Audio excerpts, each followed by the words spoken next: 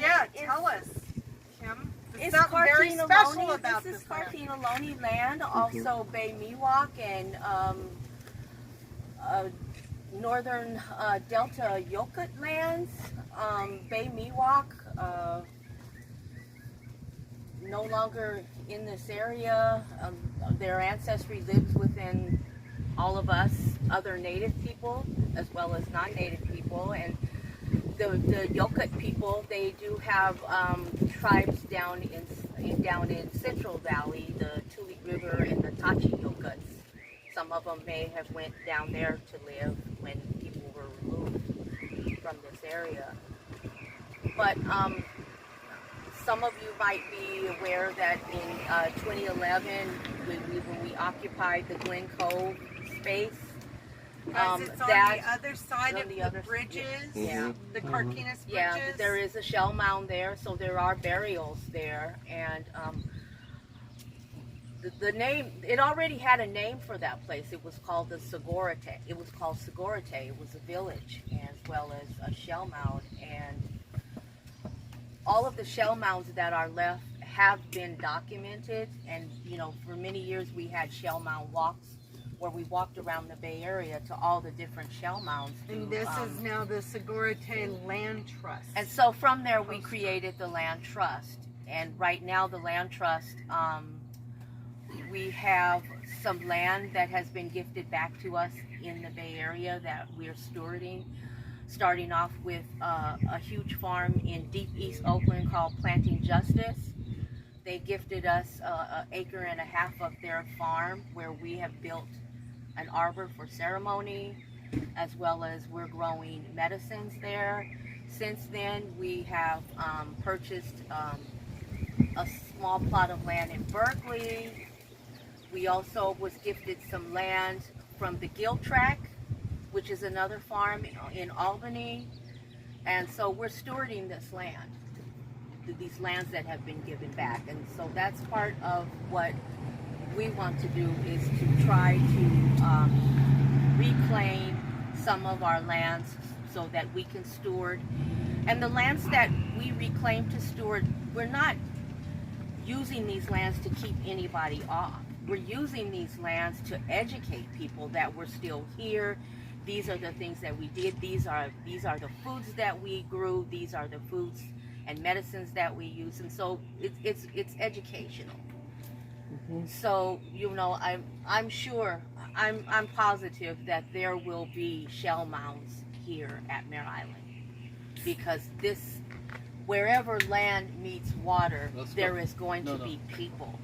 And this waterway is thoroughfare for salmon runs.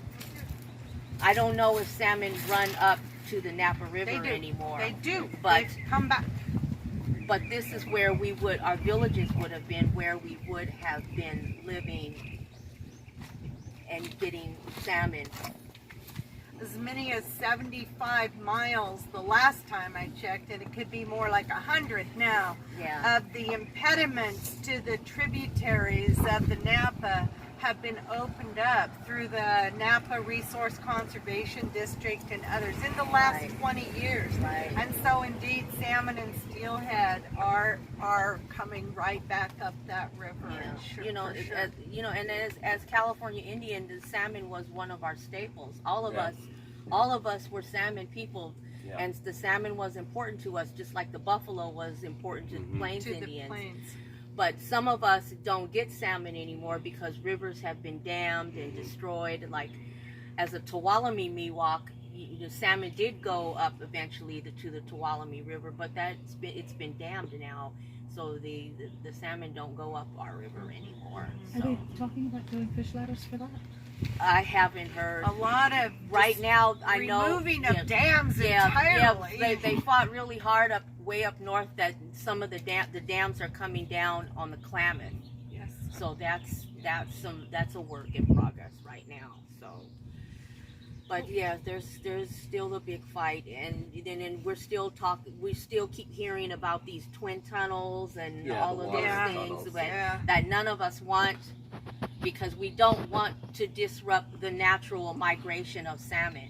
Because we were at the Bureau of Reclamation, but we say Reclamation. Oh my God, I haven't heard that before. The Bureau of Reclamation, when they were talking about taking these salmon and putting them in these big tankers, like oil tankers, and then just driving them up and releasing them. And we're like, no, you're traumatizing the fish by not letting them do what they've been doing for millions of years, which is to do their own migration. And along the way, you know, the animals that feed in, like the bears that will feed, you know, and then of course, lo and behold, people that normally fight against us were on our side, and this was sports fishermen.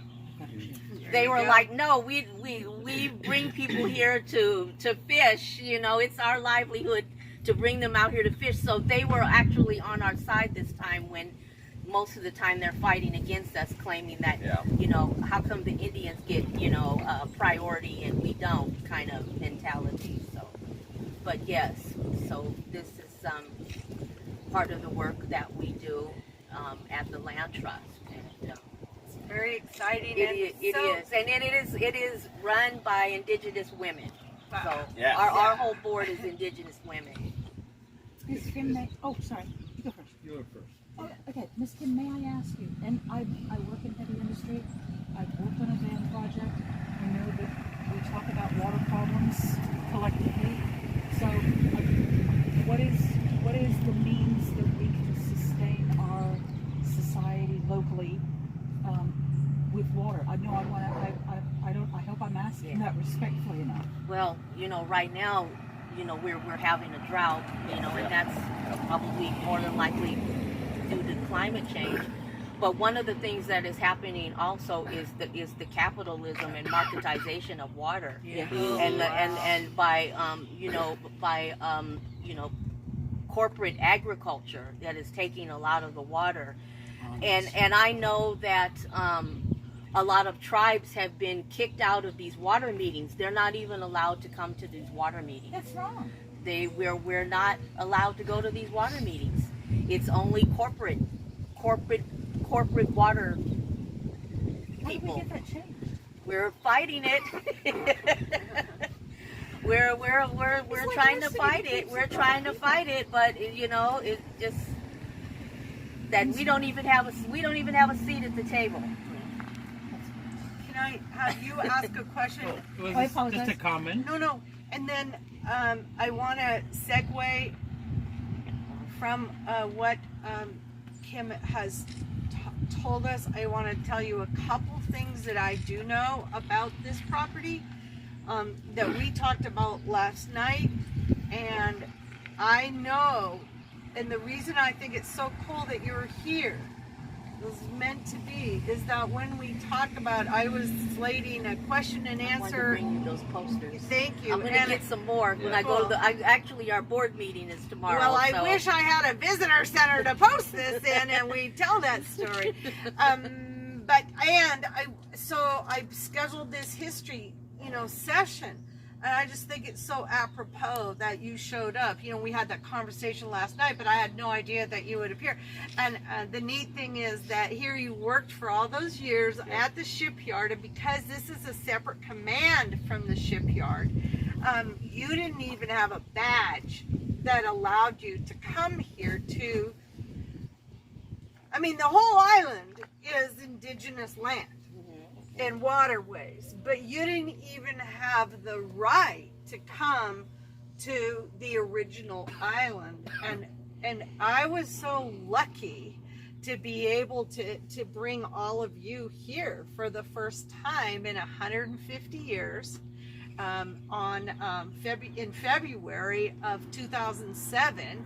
And then in August, Jaime actually filmed the second time the public came in 150 years. And when I say 150, that was just the Navy's blip in the millions of years that indigenous peoples lived here, worked the land. And a lot of times I think that people think that all you do is go around setting fires. That's the image right now, that you manage land with fire. And one thing that we learned here is when we got here and we started working with the consultant archaeologist that the Navy had, and also with our own archaeologists who had worked with native tribes and peoples. I don't know how you say all of that, but they've discovered and were able to prove to me, beyond a shadow of a doubt, that even with all the Navy's filling and destruction of probably shell mounds and just all of the movement of soil that was done here and disturbance of likely burial sites, there is one, the next time you go to the cemetery, there is a building right below it called A20. It's a sandstone building. The second sandstone building built, A1, is sandstone. That was supposedly built because there was an explosion in 1892 that so destroyed the land that that little island that was documented to be there with a burial site documented in the Solano County records of Solano 232, that burial site was so disturbed that the Navy could, the person wasn't, the remains weren't there anymore, and so they could justify filling and building that building over. They blew them up. They blew them up. And there are then also all these stories in one of the books that's been written called The Long Line of Ships, where the author of that book, in a very unusual way, retained the original documents from which he wrote the book from. And the Navy had hired him to write this history of Mare Island. In that book, he describes, there's a Harper's Magazine article, and it's referenced in that book, but you could go and read it today, where the author has been sent out to talk about Mare Island, to do an article on Mare Island. And it almost sounds like he's read different mythical stories and he's been told a few at the bar. And then he compiles them all as if it's his real life experience on this reporter kind of visit to Mare Island. The reason I bring that up is because one part of that article, he describes workmen fixing a street or building a street and carrying Native American skulls down the street by their hair. Now, unlikely that he actually witnessed that for that report, for that article. But this is an example of some of the folklore that has come off of the island.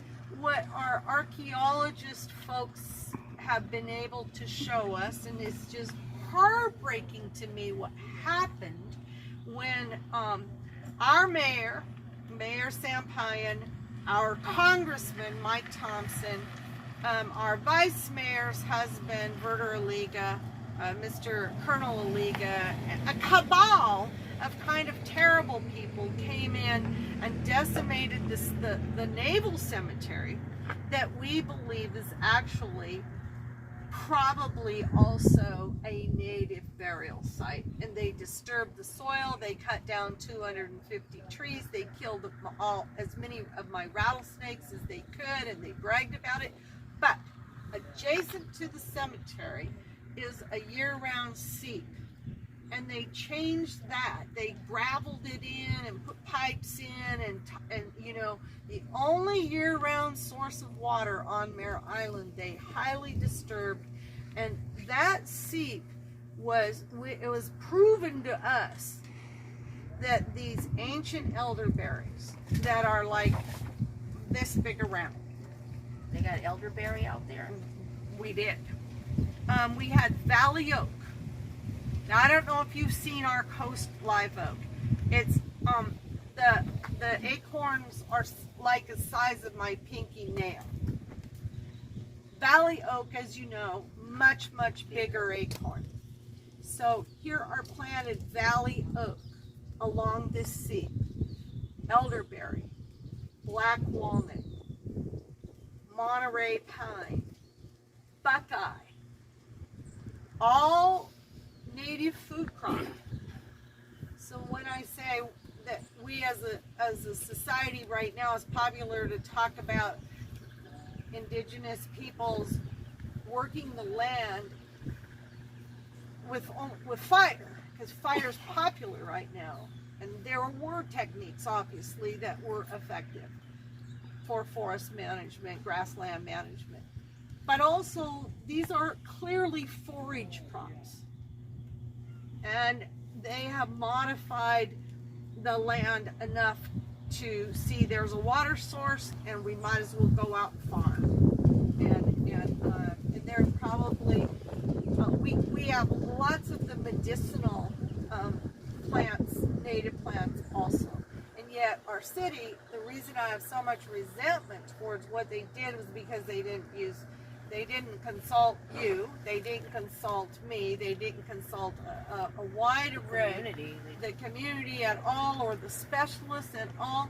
And we were just walking along today and I was showing little patches of the California state grass stepia, the purple needle grass.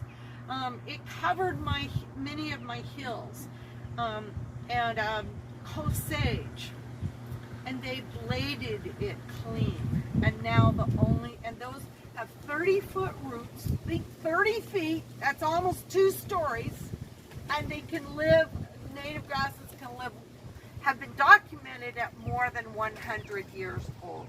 And they bladed those off, and now what I have is I, having opened and managed the property for 13 years, and not been on it for 2.5, all we have is oxalis. That's what took its place. So the remnants, of course, they're not going to go away, but the remnants of that rich heritage that we have, when the Navy is just a blip, a moment in time, 142 years it was open. They unknowingly and ignorantly and arrogantly erased this precious history that the Navy staff had benignly just lived with for more than a century. And the city of Vallejo, in a matter of, and similar to the shell mounds in Glen Cove, and the same story.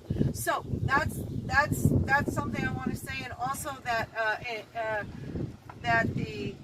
we had a camper stay here. I told you last night, she was an archaeologist out of Cal. Her job as a Cal student in that department had been to try to figure out what the heck to do with and how to manage as many as she said 40,000 remains of native Californians. And they're kind of all, where did they come from? Who would you repatriate them to? Blah, blah, blah. So one thing she said to me, and I have her interviewed on a video till my phone died, and she now works for Oxford University, is that they are confident that major burial sites for the Bay Area were at Point Pinole. And I bring that up because I mentioned that on our walk and showed you where it was. Point Pinole and Mare Island. She brought that up just out of the blue. I didn't prompt her. She said that 2 things are going to make it difficult for you to document that. But they have plenty of ways of thinking of that conceptually. And that is that at Point Pinole, it has a high calcium content in that peninsula that comes out from the East Bay into San Pablo Bay. And that would accelerate the deterioration of the remains. And then at Mare Island, we have clay soil, highly acidic, and it would do a similar number on the remains. But she said, absolutely, beyond a shadow of a doubt, she could put a team together that would document. She just looked around and she said, this is a native burial site, period. You know, it's a ceremonial site. I agree with you on the forage crops, and beyond a shadow of a doubt, it is a sacred burial site. So I'm just so pleased that you're here, and let's go walk that land more and more. Okay, Kim? Yes, Miss Mary. Yes. Thank you. Yeah, I'll meet you there. Yeah. You know. Yeah. And to Sadly, go I up that can't. way. I know that you do have some struggle with of health issues, Asthma. and sadly, because I've been locked out, I never kept one person with a mobility challenge or health issue from driving to the top of the hill, being driven to the top of the hill. You won't get to go there. Eric doesn't get to go there anymore because the city has also, the fire marshal decreed that he'd never seen ADA access in cars in any national park, and he lives in Mare where he ought to know. And so he just decided that we were never going to have public access in a vehicle again. Well, it's illegal, and I have lots of photos of Yosemite, Mare Lake, with the handicap parking sign right by it, and my friend drives her mom right up. So that's an issue in getting you legitimately into this land. And so to the extent that those of you with mobility challenges would want to try to push that issue, I can direct you on who you ought to go see. Bonnie Lekowitz at the Bay Access Project. I've worked with her for 40 years. So I just want to say that. Then here's my next nonstop. I have not yet taken a breath except for when you talk. I wanted to wrap up that story that I started to tell, and you got to hear it, and the other gentleman whose mom lives on the island and he's helping her out. But I know that the rest of you wanted to hear that story because in the I think it's the May-June issue of, I believe the magazine is going to be, is the Navy History magazine. I'm going to let you know on Facebook, or if you want to give me your email contact, when that article is published, because we're coming up on the 105th anniversary of an explosion. The history question started, has there been explosions on the ammunition depot?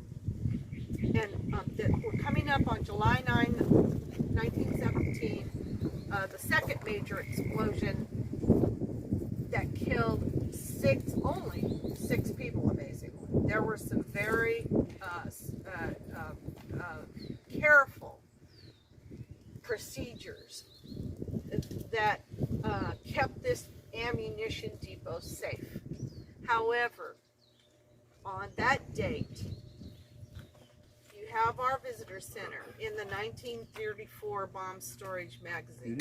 Imagine if it wasn't there and there was a little duplex right where it is now, 10 feet away. On that morning at 7:45 in the morning, an explosion took place across the street from the parking lot where you were. And the blast from that killed that family of four and two of their employees instantly. And yet, they lived in a duplex. They were on the south side. The north side had a family with one baby, and they were untouched. So the family on the south side are the Mackenzie family, Alan and Malvina. He was a lifetime Navy employee, and he was a lieutenant commander or something in that ship, in the ammunition depot. So his wife and their 12-year-old Dorothy daughter and their 8-year-old daughter Millie are all killed try to go find the pieces of them, and they're now buried in the cemetery, as well as all the everything else that blew up, and to try and the public works director. Imagine this: the public works director of the island was put in charge of doing the investigation, and they helped him out with one employee of the Department of Justice. So, from San Francisco. So they do apparently 140 Mare, please. They do like 140 interviews. Those interviews are all in the National Archive in Washington, D.C., not in the one in San Bruno. And so I meet this man in July at the 99th year, July of 2016, and he comes in, it's evening, this time of day, and he said, can I go up and take photos of the grave sites of the Mackenzie family? Well, yeah, well, what are you here for? What's this about? And so I said, can I join you? And so we go up, and he takes the photos, and he says, I'm working on a story because I work for NCIS. The real NCIS, not the TV shows. The real Navy Criminal Investigative Service. And he said, my hobby is to take modern forensic techniques and apply those to old stories, old conclusions about what caused something like this accident. And in the official Navy reports, the accident is caused by a German saboteur, because we've just entered World War I in April of 17. This is July.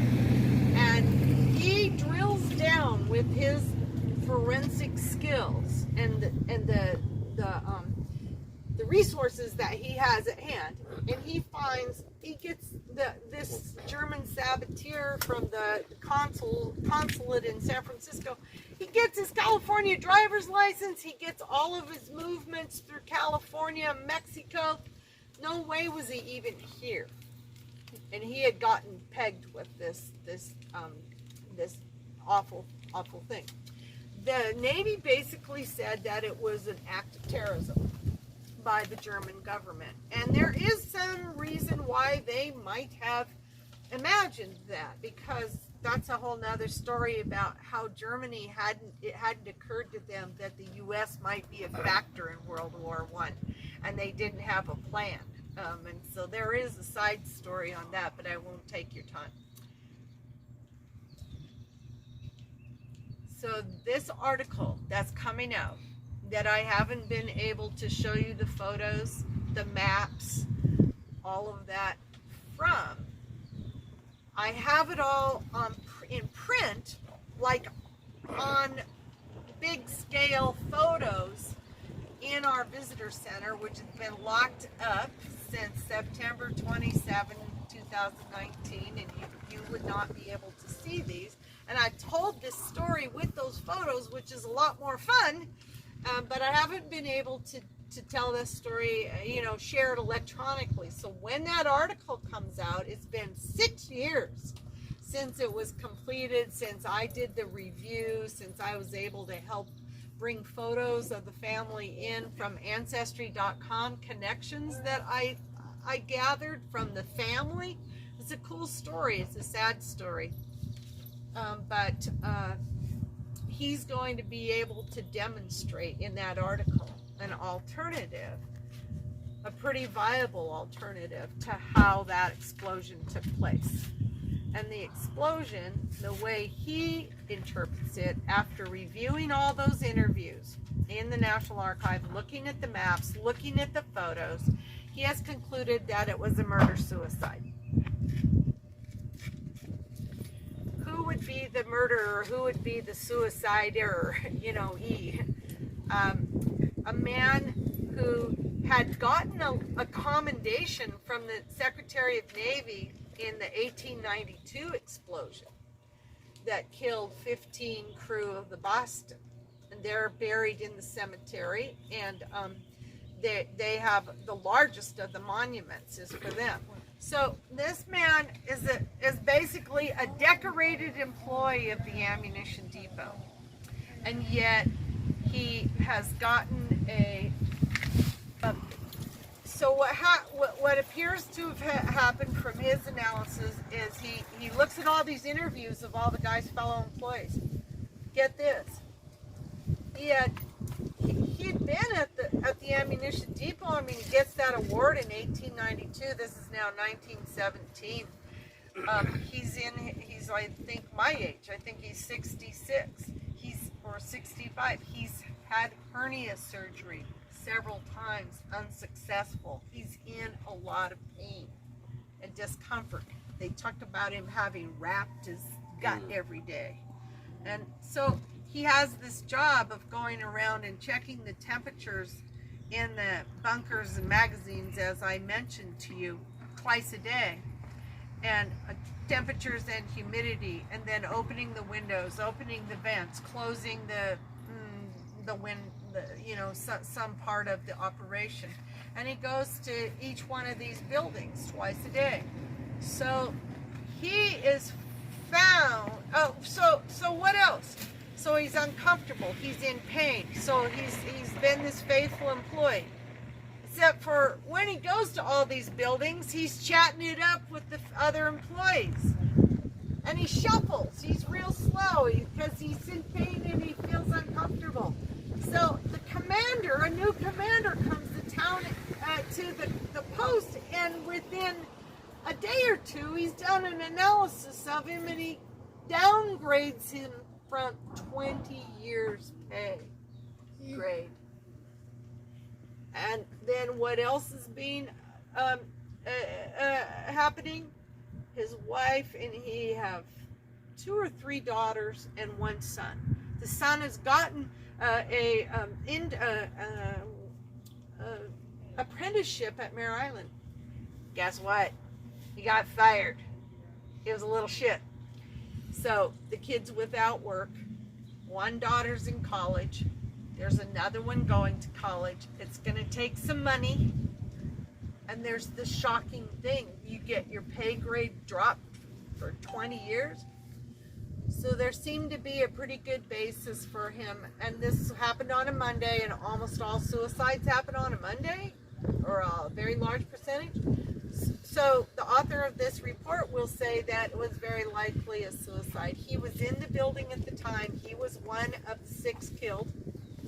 And it was at the 7:45 in the morning when he would have been in one of those buildings.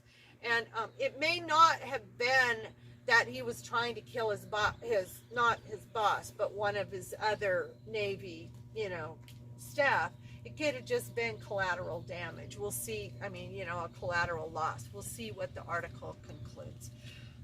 So the other thing that I want to tell you about what he told us that day that's so shocking about Mare Island. It's so incredible because there are so many firsts here. The reason the the National Park Service designated Mare Island as a National Historic Landmark, the highest ranking national parks gives a historic site in America, is for its naval history, contributions to naval history and naval progress and the maritime history.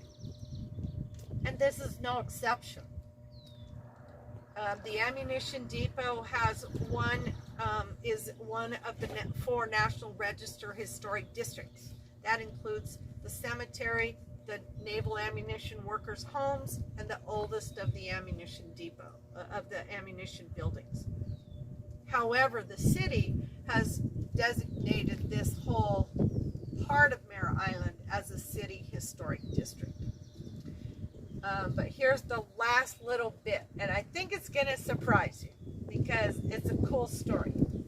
The Navy has the Public Works Director and 1,000 Marines and a Department of Justice employee doing an analysis, right, of how this explosion took place and gathering all the bits and cataloging this whole story. Guess what they decided they should create as an agency because of this explosion at Mare Island Naval Ammunition Depot? You already told me it's IBG. Some sort of safety. NCIS? NCIS was created here in that explosion. Is that cool? Yeah. Not the TV show, but the actual investigative service of the Navy. So, well, anyway, there. You can ask me questions about history, but I think I told you enough history stories. But feel free to ask me any other questions.